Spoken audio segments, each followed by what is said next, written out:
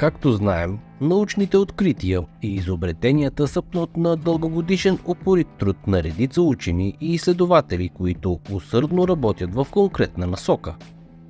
Но има открития, които са дошли неочаквано, като страничен ефект или неподозиран резултат от изследванията, които се прилагат в напълно различна посока. В нашето ежедневие трайно място са заели и често използваме такива случайни изобретения. Ето и пример за 10 от тях. Преди да продължим напред, скъпи приятели, не забравяйте да ударите едно рамо на канала, като се абонирате и натиснете камбанката, за да ви идват известия, когато качвам нови видеа в канала. Също така оставете вашият коментар под това видео, било то препоръка, идея за нова класация или пък просто искате да ме подкрепите в това, което правя. Благодаря ви предварително, а сега ви пожелавам приятно гледане. Нечупливото стъкло. В автомобилната индустрия и в строителството широко се използва удароустойчивото стъкло. Днес то е навсякъде, но когато френският учен Едуард Бенедикт през 1903 година случайно изтървал на пода празна стъклена колба, а тя не се е счупила, той бил много изненадан. Както се оказало, преди това колбата е съдържала разтвор на калодий, който се изпарил. Стената на стъкления съд обаче се е била покрила с тънък слой от него. Бенедикт веднага вижда реалната полза от изобретението си, което може да спасява човешки животи. Но автомобилните производители по това време го смятат за прекалено скъпо, за да го внедрят в колите си. За първи път чак през 1944 година шведската компания Volvo все пак го използва в своите автомобили. Вулканизиран каучук.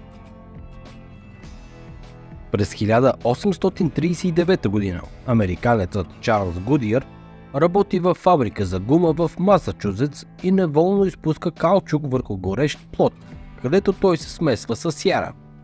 Противно на очакванията, каучукът не се разтапя, а напротив, овъглява се като кожа. След многобройни тестове, Гудиър намира оптимален режим за втвърдяване. Той смесва каучук, сяра и олово на прах.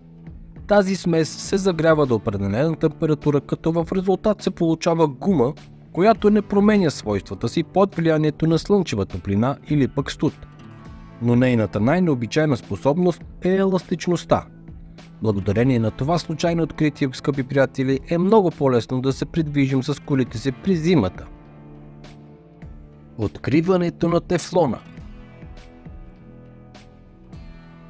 Доктор Рой Планкет работил в една от лабораториите на химическата компания Дюпонт в Ню Джерси. По това време той изучава свойствата на фреоните. Веднъж, след като замразил тетрафлуоретилен при силно налягане, получил високообразен бял прах, който по-късно демонстрира удивителни свойства. Тестовете показват, че веществото е устойчиво на корозия и има по-добра стабилност при висока температура. Компанията Дюпонт го патентова през 1941 година и регистрира търговската марка Тефлон през 1944 година. Микровълнова фурна. Американският инженер Пърси Спенсър забелязва способността на свръхвисокочистотното излъчване да нагрява продукти и патентова микровълновата фурна. В момента на изобретението Спенсър работи в компанията Raytheon, която се занимава с производството на оборудване за радари. Според градската легенда, когато Спенсър прави експерименти с поредният Мегатрон, забелязва, че парче шоколад в джоба му се е разтопило.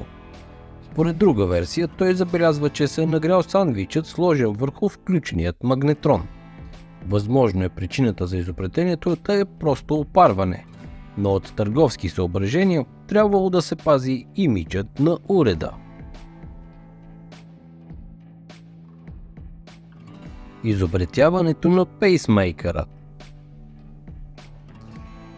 Уилсън Грейбач е направил класическа грешка. Изважда от кутията не това, което трябва, но по този начин изобретява устройство, което спасява живота на милиони хора. През 1956 година Грейбач работи върху създаването на устройство, за записване на сърдечния ритъм на животни в университета в Бъфало. Той вади от масата резистор с грешен размер и го свързва към веригата. Когато ученият включва прибора, чува ритмичен звук, който прилича на ритъма при биенето на човешкото сърце.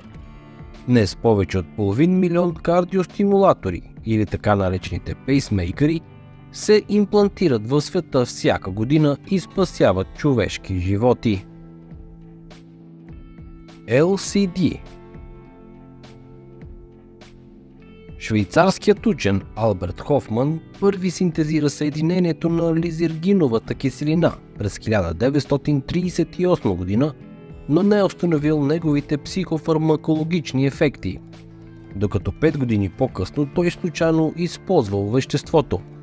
Приетият от него наркотик започва да действа, когато кара колелото си към вкъщи. Този ден, 19 април, по-късно е обезсмъртен от любителите на наркотичните вещества. Наричат го денят на велосипедистите. Захарин. През 1879 г. Константин Фалберг работи в университета Джон Хопкинс под вещото ръководство на професор Айра Рийсен. Те изучавали производните на битум, или това са каменовъгледните катрани. В процеса на работа било синтезирано много сладко вещество, на което по-късно Фалберг дава името захарин. През 1879 г. той заедно с Айра Рийсен публикуват в германско списание статия за новото си научно откритие, а разширената статия на английски излиза година по-късно, през 1880 г. 4 години по-късно обаче Фалберг на практика си присвоява откритието. Той получава патент за изобретението си и самостоятелно организира масовото производство на захарин в Германия. Изобретяването на Виагра. Първоначално препаратът Виагра е бил предназначен за лечение на високо кръвно налягане. По време на клиничните изпитания обаче, мъжете, които са използвали лекарството, съобщават на лекарите за еднотипни странични ефекти от употребата му – продължителна и повишена ерекция. И ако за първоначалната си цел Виагра се оказва почти неефикасна, лекарите успешно прехвърлят фокуса на предписването на това лекарство към мъже, страдащи от еректилна дисфункция. Така на практика се ражда Виаграта. Наистина доста случайно, но доста полезно. Вазелин. Името Вазелин е патентовано в САЩ като търговска марка на 14 май 1878 година. Известното на всички козметично и лечебно средство е изобретил и патентовал английският химик Робърт Чесбро, имигрирал в Америка. За това изобретение ученият е подпомогнат, така да се каже, от работниците на петролната промишленост. Когато през 1859 г. започва петролният бум, Чесбро контактува с петролни компании и се заинтересува от лепкавият нефтопродукт – парафинената маса, която излизала от пробивните сонди и запушвала помпите. Той забелязал, че работниците непрекъснато използват това вещество при изгаряния, порязвания и като успешно средство за по-бързо излекуване на раните. Ученият започва да експериментира и изолира от парафинената маса полезни съставки. С полученото вещество той намазва многобройните си изгаряния и белези, получени по време на експериментите. Ефектът бил поразителен. Раните заздравявали доста по-бързо и безболезнено. Чесбро продължава да подобрява качеството на веществото, като го е изпробвал предимно върху себе си.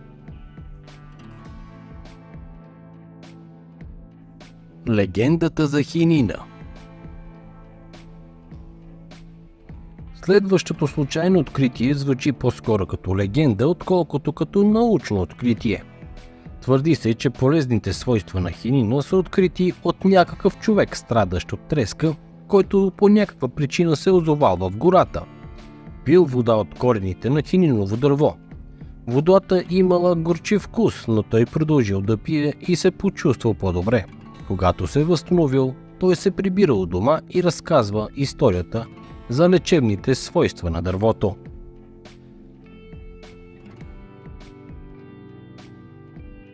И така, приятели, надявам се да ви е харесала днешната класация. Ако е така, ще се радвам на един лайк и един коментар под това видео. Също така, не забравяйте да се абонирате за канала, като натиснете бутона Subscribe и ударите към банката, защото само така ще ви идват известия, когато качвам нови видеа. Благодаря ви, че отново бяхте с мен. Довиждане и до нови срещи!